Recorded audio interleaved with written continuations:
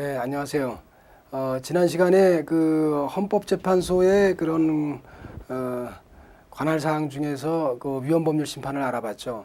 사실은 이 위헌법률 심판은 지금 이번 시간에 할 헌법소원과 함께 헌법재판소의 관할 사항 중에서 가장 중요한 두 양날개라고 할 수 있습니다.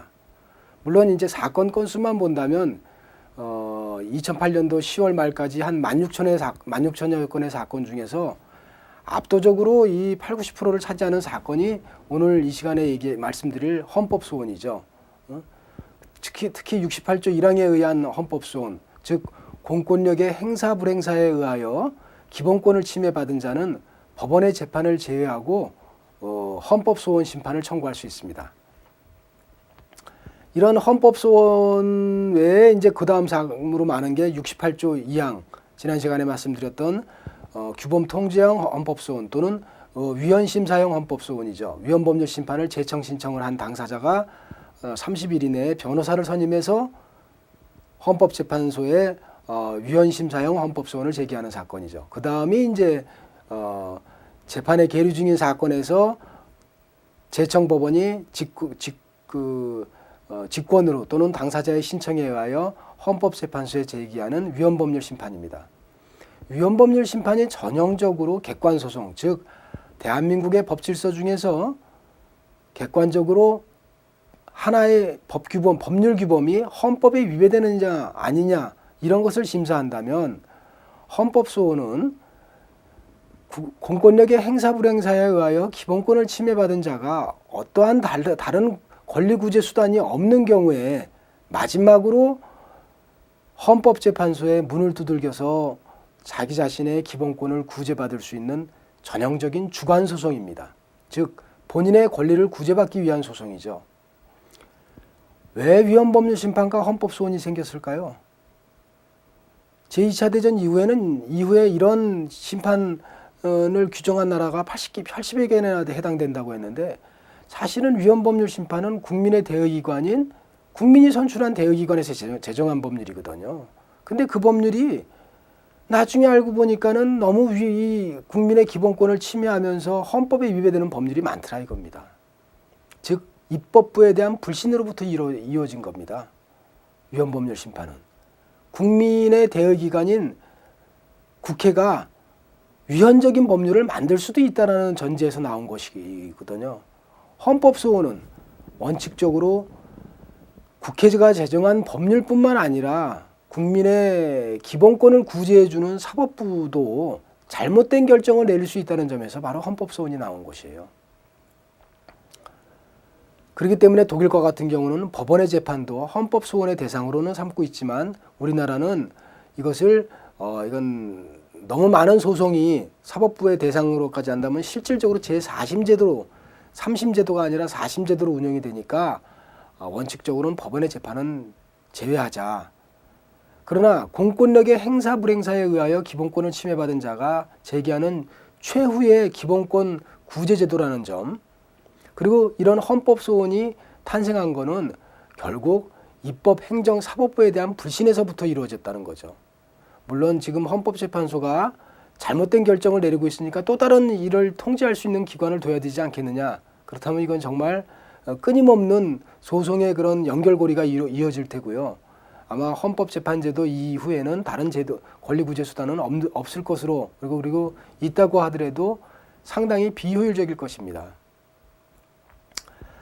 일반적인 권리구제는 우리는 대부분 사법부에서 해결합니다. 내가 돈을 빌려줬는데 돈을 안 갚고 또는 나를 때린 놈이 때렸는데 검찰에서 왜 기소를 안 하는지 또는 내가 세금을 내라고 하는데 이 세금에 문제가 있다든지 다 거의 대부분의 문제는 민사, 형사, 그다음에 그 행정소송을 통해서 가족 간의 문제는 가사법원을 통해서 다 해결이 되죠. 대부분의 소송은 문제는 그렇기 때문에 사법부에서 해결이 되는데 사법부를 통해서도 또는 사법부를 거치지 않고 국민의 기본권이 침해되는 아주 그런 대표적인 경우가 있습니다. 이런 경우에 예외적으로 기본권을 구제해 주는 데가 바로 헌법소원 심판입니다. 우리가 2007년도에 새로운 형사소송법인 개정이 돼서 재정 신청 제도가 만들어졌지만요. 재정 신청 제도가 확대가 됐죠. 근데 대표적으로 그 2007년도까지 헌법재판소가 매년 내리는 1,몇백 건의 사건 중에서 3분의 1이 검사의 불기소 처분이었습니다.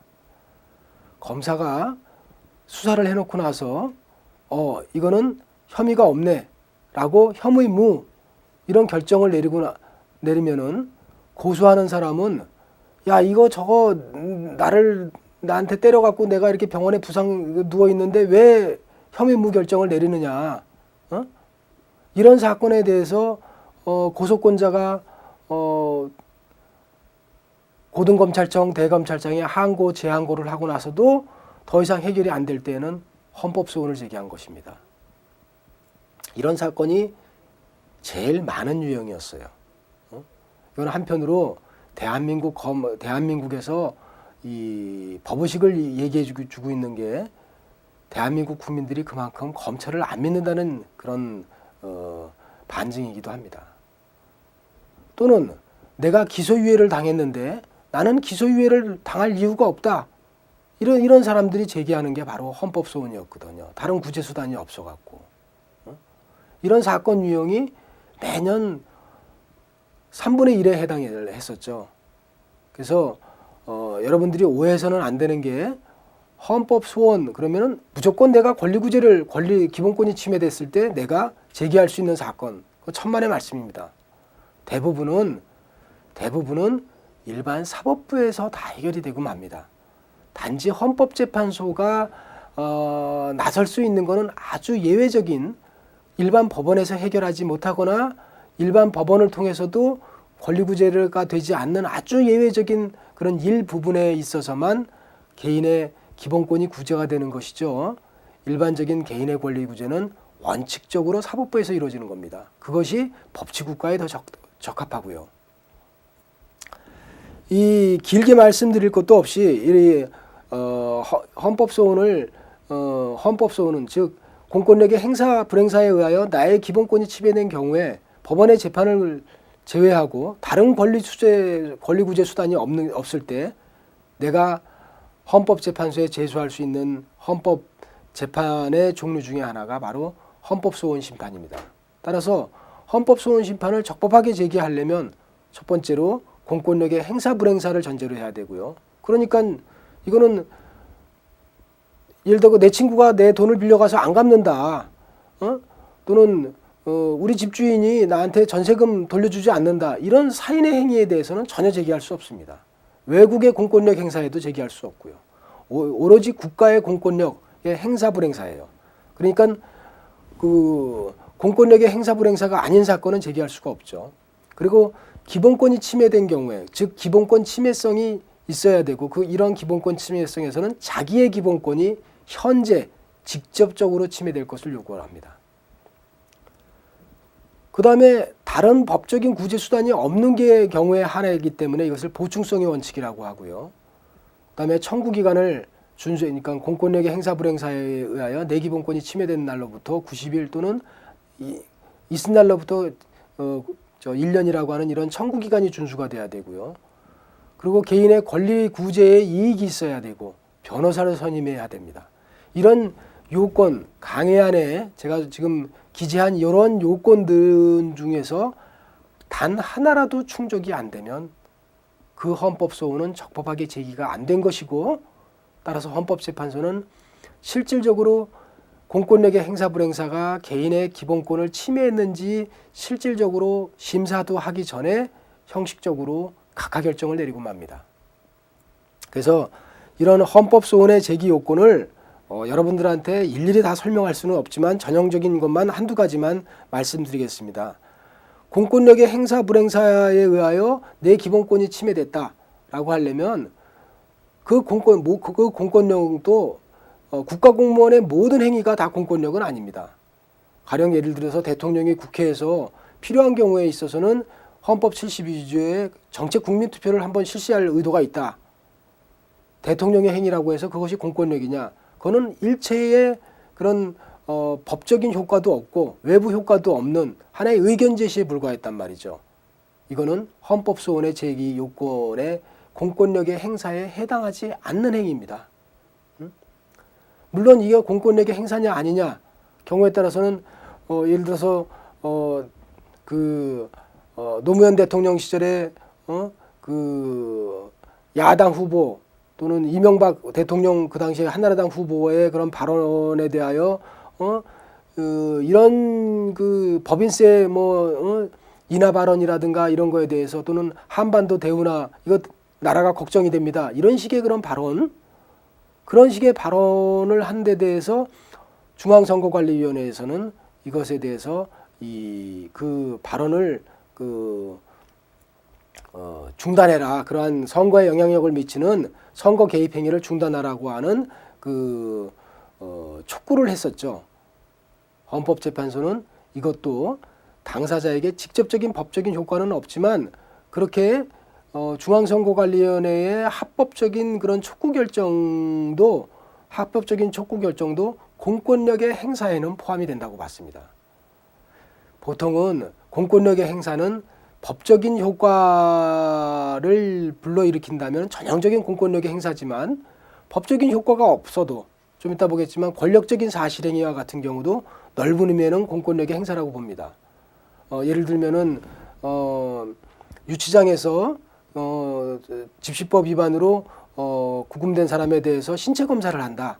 그러면 유치장 내에 신체 검사에 관한 규칙에 관해서 하는데 사실은 1차적으로 이미 신체 검사를 1차적으로 했는데도 불구하고 더군다나 자살이라든가 또는 제3자의 그런 신체를 침해할 만한 그런 사유가 없는데도 불구하고 과도하게 신체 검사를 했다든가 또는 유치장 화장실에서 상반신을 내놓고 이를 보게끔 하는 그런 유치장 화장실의 구조라든가 이런 거는 공권력의 행사가 아니죠. 단순한 사실행위죠. 그런데 화장실을 가야만 되고 신체 검사를 받아야만 됩니다. 또는 죄수복 유죄 확정 판결을 받지도 않았는데 가족이 보는 앞에서 재판을 받으러 가는데 1심 재판 진행 중에 죄수복을 입게 한다.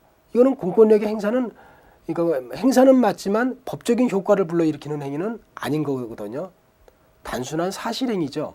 그러나 이것도 공권력의 행사에는 포함이 됩니다. 공권력의 행사 중에서 대표적인 게 바로 법률에 의해서 기본권이 침해당하는 경우죠. 보통 법률은 국민의 기본권을 직접 침해하지는 않습니다. 그러나 우리 국가공무원법 제66조에서 보지만 공무원이 공무 외에 집단적인 노동행동 등을 하는 경우에 있어서는 이를 규제하는 조항을 두고 있고 이를 징계하는 조항을 두고 있습니다. 이렇게 일정하게 법률이 직접 일정 대상자에게 권리를 제한하고 의무를 부과하거나 또는 이를 징계하는 조항을 둔다면 이거는 공권력이 직접 개인의 기본권을 제한하는 조항이라고 봅니다. 그래서 국가공무원 등은 이로 인해서 내가 전국 공무원 노조를 설립하지 못했다. 집단적인 행위라고 보고 공무회의 집단적인 행위라고 봐서 내가 징계받을 여지도 있는데 이 조항 때문에 내가 노동조합 운동을 못하게 됐다. 그러면 그 조항을 대상으로 해서 나의 기본권을 침해했으니까 이 조항이 위헌이다. 나의 기본권을 침해했다라고 해서 헌법소원을 제기할 수도 있습니다. 그렇게 제기한 사건도 있었고요. 또는 법률에 의해서 기본권을 침해당한 경우도 있지만 법률을 제정하지 않았기 때문에 기본권을 침해한 경우도 있죠.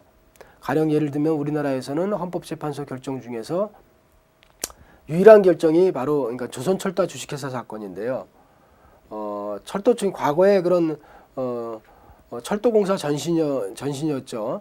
그러니까 미군정 시기에 조선철도 주식회가 있었는데 미군정에서 이런 철도 주식회사, 사설철도 주식회사의 주식을 수용을 하고 이에 대해서 보상 규정을 두지 않았습니다. 이게 수십 년이 흐른 뒤에 국가가 개인의 재산권을 수용을 했는데 보상을 안 뒀다. 그래서 보상을 안 둔 그 규정, 그 입법 부작위가 국회가 그런 보상을 명하는 법률을 규정해야 되는데 규정하지 않았기 때문에 내 기본권이 침해됐다라고 해서 유일하게 입법 부작위에 의한 기본권 침해를 인정한 사건이었죠. 이외에 행정작용과 같은 경우에는 보통 기본권의 헌법소원의 대상은 안 됩니다. 왜? 행정소송을 통해서 거의 구제가 되거든요. 예를 들어서 뭐 음주 측정 거부라든가 또는 면허 취소라든가 또는 영업 허가 취소라든가 이건 대부분의 행정소송을 제기해서 통해서 구제되고, 법원의 재판은 궁극적으로 헌법재판소에서 헌법소원의 대상이 아니니까 행정소송의 결과 법원의 재판에 대해서는 더 이상 구제할 여지가 없습니다. 단지 예외적으로 행정명령, 행정규칙, 소위 말해서 법규명령이나 행정규칙이 국민의 기본권을 직접 침해했다면 이거는 헌법소원의 다른 구제 방법이 없다고 보고 헌법소원의 대상이 됩니다. 가령 예를 들어서 보건복지부 장관이 국민기초생활보장법의 기준이 되는 그 기준을 보통 고시하도록 돼 있는데 그 기준이 너무 낮다. 근데 보건복지부 장관의 고시는 이건 행정규칙이라고 우리가 강학상 얘기를 하고 이에 대해서 다툴 수 있는 방법이 없거든요. 대법원에서도 이를 뭐 행정소송의 한 종류로 보고 받아들인 적도 별로 없었고요. 그러다 보니까 헌법재판소에는 이런 것은 달리 구제할 수단이 없으니까 헌법소원의 대상으로 받아들인 것이죠.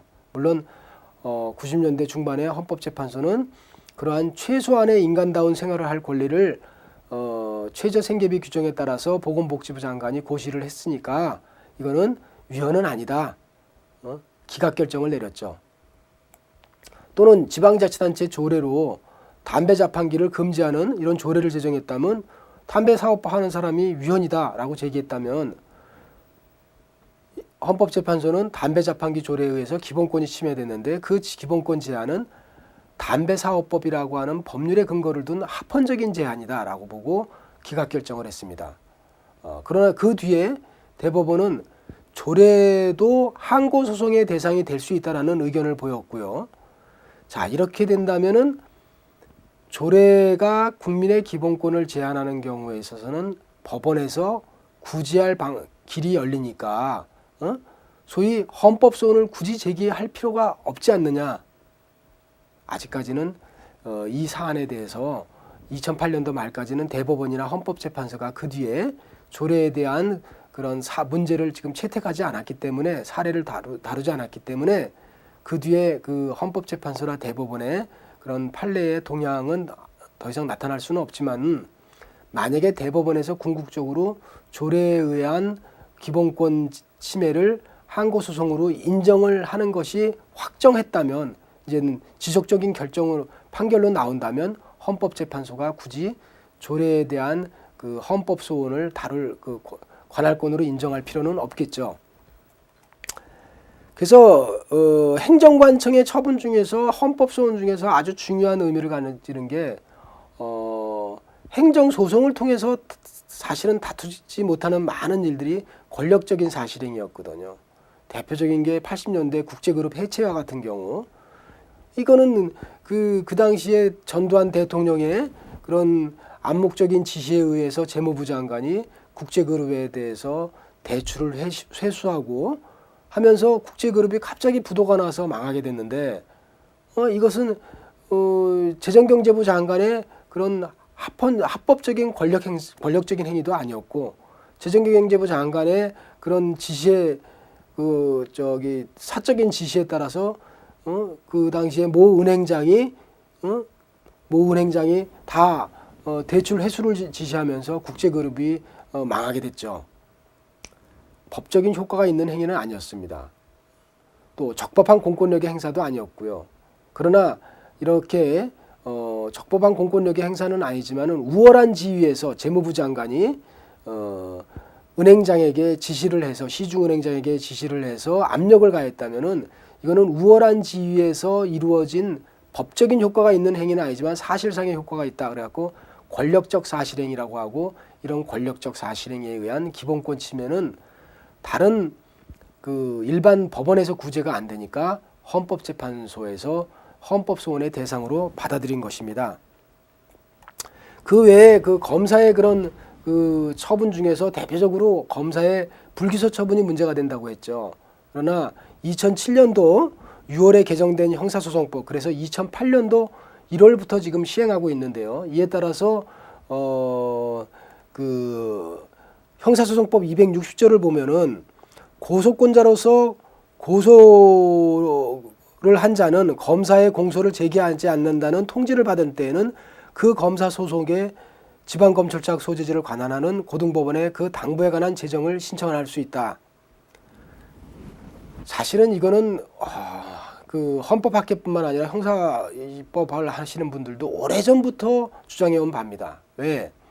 사실은 지금 우리 이 재정신청제도가 이렇게 확대되기 전에는 형법 123조에서 125조 사이에 특정한 범죄를 제외하고는 재정신청을 하지 못하도록 했고, 그러다 보니까 검사가 무소불위한 권한을 행사하게 이르는 것입니다. 아주 흔히 말하면은 무죄가 나올 수 있는 것도 기소유예 결정을 내린 경우도 실무에서는 흔히 보지는 못했지만 가끔 있었다고 얘기를 합니다. 기소유예를 받은 사람은 본인은 억울하지만 그 기소유예를 다툴 수 있는 방법이 없었습니다. 그러다 보니까 검사에 대한 불신이 강해지고 헌법재판제도가 등장했을 때 부당하게 기소유예를 받았거나 또는 고소를 하려고 했는데 이런 검사의 불기소 처분에 대해서 문제가 있다고 생각한 사람들은 다 고등검찰청, 대검찰청에 문제를 제기해봤자 사실상 검사는 검사동일체 원칙, 물론 이 조항에 대해서 검찰청법에서 명시적인 조항은 없지만은 사법부의 독립처럼 재판사가 개개인이 독립성을 가지고 있는 데 비해서 검사는 그렇지는 않거든요. 지휘감독을 받는 체계란 말이죠. 그러다 보니까 고등검찰청, 대검찰청의 항고, 재항고도 믿을 수 없었고, 그래서 매년 3분의 1 정도, 많으면 3분의 1 정도에 되는 사건이 검사의 불기소 처분에 대한 사건이었어요. 헌법소원에서. 이 만시지탄이지만 늦었지만은 이렇게 재정신청 제도를 도입한 거는 환영할 만한 일이고, 이를 통해서 헌법재판소는 사건 건수도 줄일 수 있고, 또 일반 국민의 입장에서는 손쉽게 재정신청 제도를 이용해서 믿을 수 있는 사법부에서, 법원에 어차피 그 법원에서 그 사건을 다루게 되는데 사법부에서 야 이거 검사 불기소 처분 이거는 적법한 것이다 이렇게 판단을 내리면은 당사자들도 얼마든지 납득할 수 있단 말이죠. 이런 측면에서는 오히려 상당히 바람직하다. 근데 이런 재정신청 제도로 인하여 검사의 불기소 처분에 대한 헌법소원 신청은 상당히 많이 없어질 것이다. 이제는 단 기소유예 같은 경우는 기소유예 받은 자의 입장에서는 더 이상 다른 구제 방법이 없거든요. 그러면 기소유예 받은 사람은 검사의 그런 기소유예 처분에 대하여 헌법소원을 제기할 이런 사항은 아직도 남아 있죠. 검사가 기소를 하면 어떻게 됩니까? 기소 처분에 대해서는 헌법소원을 제기할 수 없죠. 왜? 기소를 하고 난 다음에는 당사자의 권리 구제는 법원에서 이루어질 수 있거든요. 기소를 하면은 법원에서 정식 재판이 열리고 그러면 당사자의 권리가 구제받을 수 있기 때문에 헌법소원은 앞에서도 말씀드렸지만 다른 권리 구제의 수단이 없는 경우에 행사합니다. 이걸 보충성의 원칙이라고 하는데 다른 권리 구제의 수단이 있는 경우에는 헌법소원을 제기하지 못해요. 그래서 대다수의 사건 중에서 의미가 있다라는 것은 법률이 직접 기본권을 침해하거나 법률을 제정해야 되는데 제정하지 않았기 때문에 기본권이 침해됐거나 이 행정부의 그런 행작용 중에서는 그런 위헌적인 그런 법규 명령이나 행정 규칙에 의한 기본권 침해, 권력적 사실행위 이런 점들이 오늘날 그 헌법소원에서 의미가 있다고 봅니다. 사법작용에 있어서도 뭐 사법부의 재판은 원칙적으로 헌법소원의 대상은 안 되지만요. 우리나라에서 유일하게 사법부의 재판은 대법원 재판을 취소하면서 원래 행정처분도 취소한 그런 내용이 이제 이것도 이제 소득세법과 관련된 사건인데요. 헌법재판소가 한정 위헌 결정을 내린 법률을 그 합헌이라고 해석을 해서 그대로 적용을 해서 헌법재판소 결정의 효력을 무산시키려고 했던 대법원의 그런 판결에 대해서 예외적으로 헌법재판소가 법원의 재판을 헌법소원의 대상으로 삼은 적이 97년도인가 8년도에 한 건 있었죠. 그 뒤에는 이제 단 한 번도 제기된 바 없고, 이제 이 결정을 통해서 헌법재판의 기속력, 즉 법률의 위헌 결정뿐만 아니라 한정합헌, 한정위헌, 헌법불합치 결정은 모든 국가기관, 특히 법원까지도 다 기속을 해야 되는, 기속을 한다라는 것이 그 이후에는 확립이 돼서 대법원을 비롯한 법원도 헌법재판소의 결정에 따라서 헌법재판소의 위헌 결정, 한정합헌, 한정위헌 결정에 따라서 재판을 해야 될 의무가 확립이 됐습니다. 그래서 그 뒤에는 법원의 재판에 대한 헌법소원이 2008년도 말까지는 문제가 제기된 바 없습니다. 그래서 이것을 정리하면은 헌법소원의 요건에서 68조 1항에 의한 헌법소원은 결국은 공권력의 행사 불행사. 이때 공권력의 행사 불행사는 대한민국의 공권력이다. 제3자의 사인의 행위는 포함이 안 된다. 입법, 행정, 사법 적용을 모두 다 포함하지만 원칙적으로 법률의 효과를 불러일으키거나 또는 법률의 효과를 불러일으키지 않아도 권력적인 사실행위도 포함이 된다. 단 보충성의 원칙에 의해서 다른 권리 구제가 수단이 있다면 이 공권력의 행사 불행사, 공권력의 행사라 하더라도 헌법소원의 대상은 되지 않는다, 이렇게 말씀드릴 수 있고요. 청구권자는 당연히 기본권의 주체가 될 수 있는 자고, 그 청구권자는 자기의 기본권을 현재 직접 침해받았어야 됩니다. 그래서 내 집사람이 또는 내 친구의 기본권이 침해됐다고 제기한다면 자기 관련성이 없다, 이렇게 볼 수가 있죠. 또 내가 지금 당장 기본권을 침해된 것은 아닌데 장래 침해될 것이 분명히 확실시된다라고 한다면 기본권 침해가 있고 난 다음에 헌법소원을 제기하는 게 아니라 지금 제기할 수도 있습니다. 대표적으로요, 서울대학교에서 제2 외국어를 일본어에서 제외했더니 지금 현재 고등학교 1학년 학생으로서 이 일본어를 제2 외국어로 채택하고 있는 학생들이 헌법소원을 제기했어요. 이 학생들이 봤을 때는 물론 사람에 따라서 그렇게 볼 수 있죠. 야, 너희들이 기본권이 침해되려면 첫 번째로 서울대학교에 입학할 정도의 실력이 2년 뒤에도 유지가 돼야 되고, 그 다음에 네가 시험을 봐서 제2 외국어 제외됐던 것 때문에 네가 떨어져야 되는데 지금 그런 요건이 충족이 안 됐다. 그런데 만약에 이런 식으로 파악을 한다면 고등학교 1학년 학생들이 2년 뒤에 그 사건을 그대로 놔두고 있다가 서울대학교 시험을 봐서 떨어지고 난 다음에 권리구제를 받으려면은 권리구제의 실효성이 없지 않습니까? 네?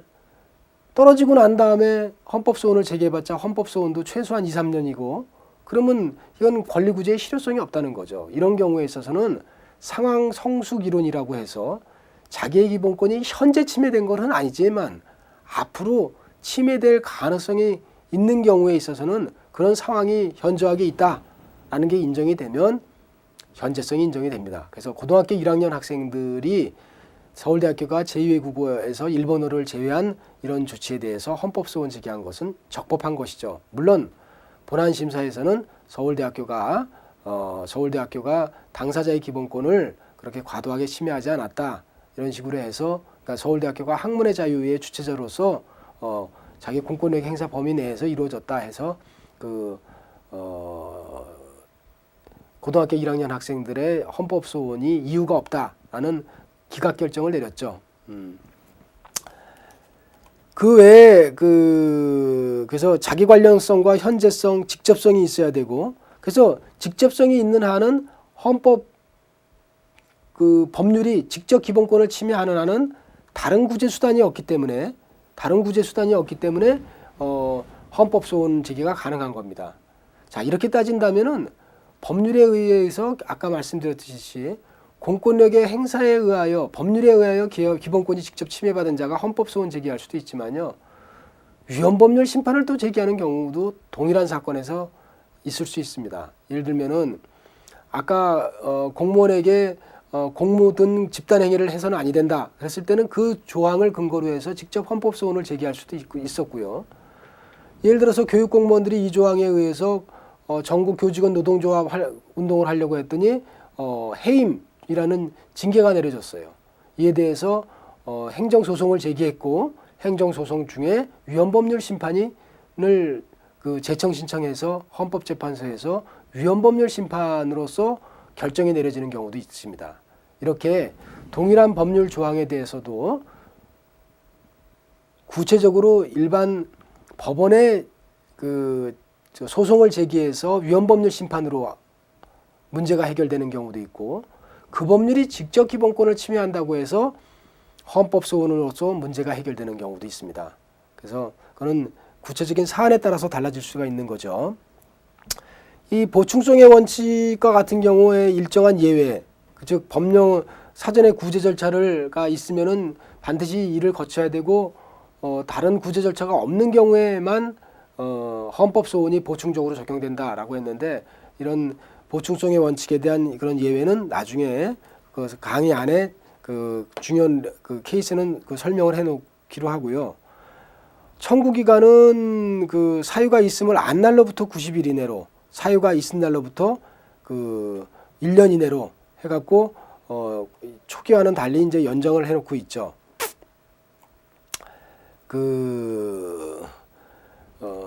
헌법소원에서 이제 또 말씀드려야 될 것은 위헌법률 심판과 마찬가지로 적법 요건이 충족이 안 됐다면 각하 결정을, 당사자의 주장이 이유가 없다면 기각 결정을, 당사자의 주장이 인정이 된다면은 인용 결정을 하는데, 즉 나의 기본권이 침해되어 있다라고 한다면은 예를 들어서 아까 말씀드린 검사의 불기소 처분 중에서 기소유예가 자의적으로 이루어졌다, 자의적인 그런 기소유예가 이루어졌다 그러면 어떠한 공권력의 검사의 불기소 처분은 당사자의 평등권 내지는 재판 절차 진술권을 침해하였으므로 이를 취소한다. 이런 식의 인용 결정이 내려질 수 있습니다. 인용 결정이라는 것은 바로 청구의 이유가 있을 때 청구인의 헌법소원을 인정하는 그런 결정의 유형으로서 인용 결정서의 주문에는 침해되는 기본권과 침해의 원인이 된 공권력의 행사 불행사 등을 언급을 해줘야 됩니다. 헌법소원의 인용 결정을 받아들이는 율은 거의 5%도 안 됩니다. 대부분은 각하 또는 기각 결정, 당사자의 주장이 이유가 없다라는 기각 결정이지만 그러나 5%도 안 되는 그런 인용 결정이 바로 공권력에 대한 가장 강력한 통제 수단이고 개인의 기본권을 최후에 구제해 주는 수단이기 때문에 우리한테 의미가 있는 것이죠. 이런 인용 결정을 하면서도 헌법소원에는 또 다른 특수한 결정 유형이 있죠. 그것이 만약에 법률인 경우에, 공권력의 행사가 법률인 경우에는 그 법률이 결국은 위헌법률 심판과 같이 그 법률이 위헌이나 한정합헌, 한정위헌 이런 결정 유형도 나올 수가 있습니다. 그래서 그거는 공권력의 그 행사라고 하는 그 대상에 따라서 결정 유형이 좀씩 달라질 수 있는데, 그러니까 인용 결정에는 위헌 무효 결정도 있지만 위헌이니까 취소해라 라는 결정도 있지만 권력적 사실행위처럼 위헌을 단순하게 확인하는 결정도 있고, 그 다음에 법률에 대한 헌법소원처럼 그 법률이 위헌 무효다 또는 헌법 불합치다, 한정합헌, 한정위헌 이런 식의 결정 유형도 가능하다는 겁니다.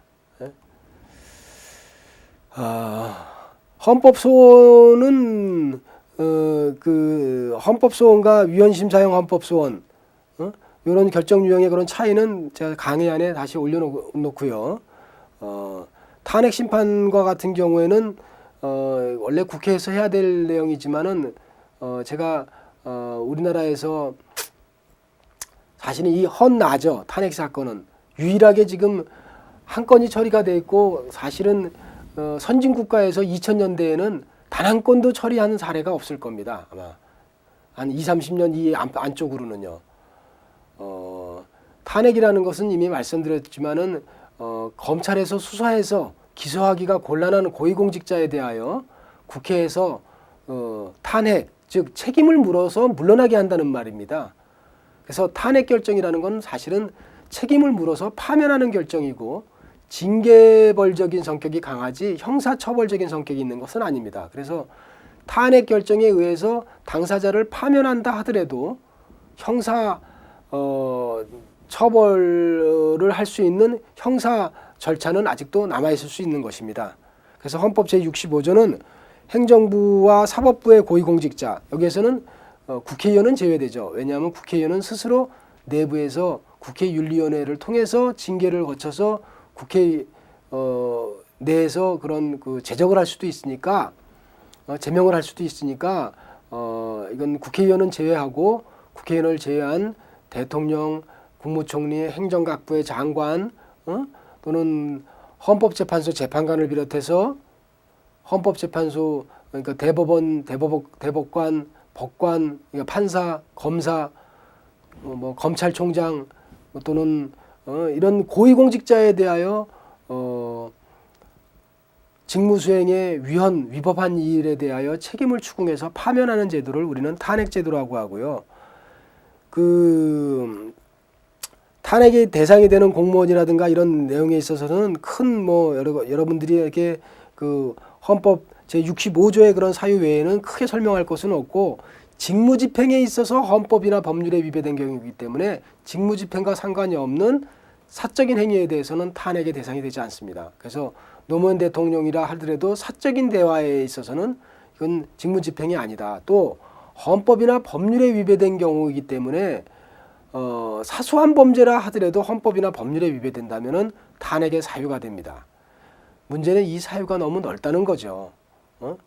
예를 들어서 대통령이 그럴 리는 없지만은 과속을 했다. 그러면 도로교통법 위반이다. 그럼 이게 또 탄핵될 수 있다는 얘기예요.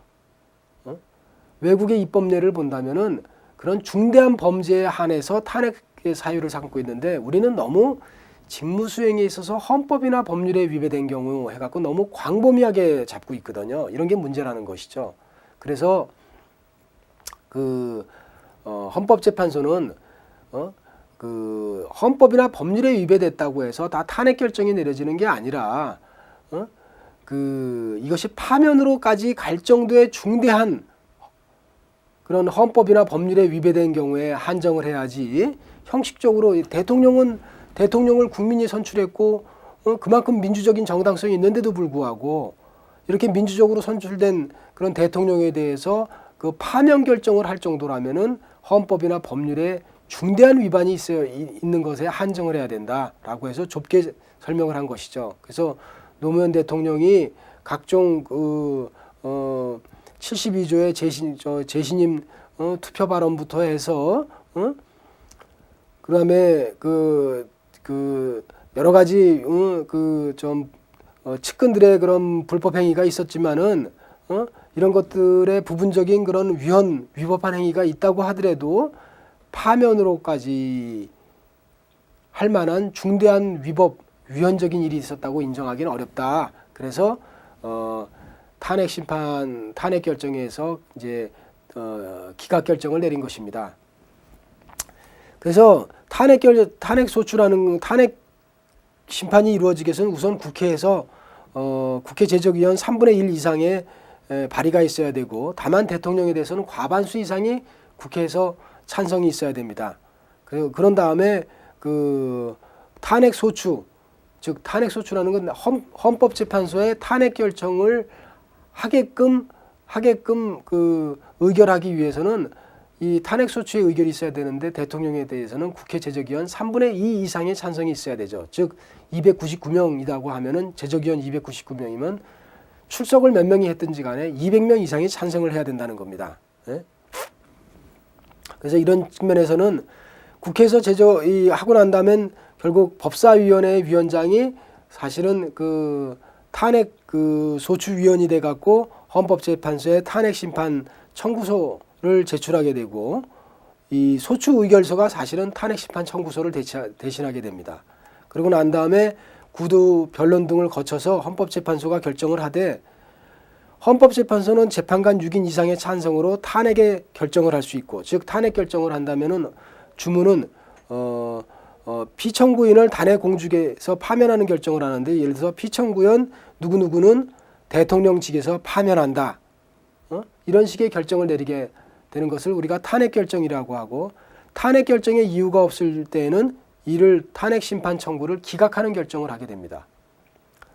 이런 탄핵 심판 결정의 효력은 결정을 내리는 즉시 효력이 있고, 이것은 공직에서 파면되며 그 피청구인은 그 뒤에도 이거는 하나의 피청구인의 파면은 징계벌적인 성격을 가지고 있어서 민사상, 형사상의 책임은 면책되지 않습니다. 그래서 탄핵 결정이 나오고 난 다음에도 민사소송이나 형사소송이 이루어질 수 있다는 것이죠. 그 다음에 위헌정당 해산이라든가 하는 것은 우리가 지금까지 단 한 건도 제기된 바도 없고, 그래서 이 시간에 단지 우리 헌법 제8조 사항에서 민주적 기본 질서에 반하는 그런 정당에 대해서는 정부가 제소할 수 있다. 이거는 정부의 재량사항입니다. 위헌정당이라고 해서 다 제소해야만 되는 것은 아니죠.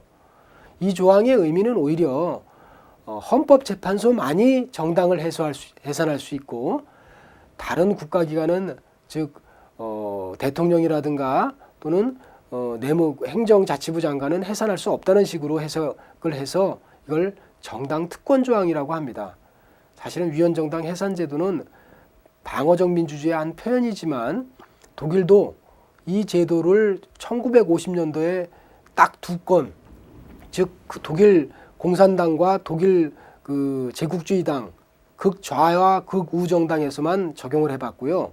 그 뒤에는 위헌정당에 대한 결정을 내린 바가 없습니다. 왜냐하면은 이미 민주주의가 어느 정도 성숙한 그런 국가에서는 위헌정당이 나타날 가능성도 적고요.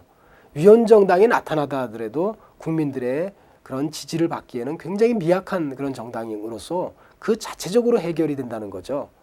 괜히 쓸데없이 정부가 위헌정당이라고 제소해봤자 오히려 정부의 일반 국민들의 반발을 더 사서 정당을 키우는 일도 있기 때문에 위헌정당 해산 제도는 사실상 방어적 민주주의의 한 표현으로서 헌법재판소만이 정당을 해산하는 데 관할권이 있다.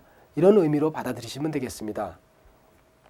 그 다음에 권한쟁의와 관련해서는 일부 국가기관 상호간, 국가기관과 지방자치단체, 그리고 지방자치단체 상호간의 권한쟁의는 지금까지 한 40여 건 처리가 됐는데요. 이거는 행정법상의 기관소송이랑도 일부 중촉이 되고요. 그래서 권한쟁의에 대해서는 권한쟁의의 그런 당사자 적격 문제만 헌법 강의 안에 잠깐 중요한 그런 리딩 케이스만 언급을 해놓을 테니까 한번 검토해 보시기 바랍니다. 예, 감사합니다.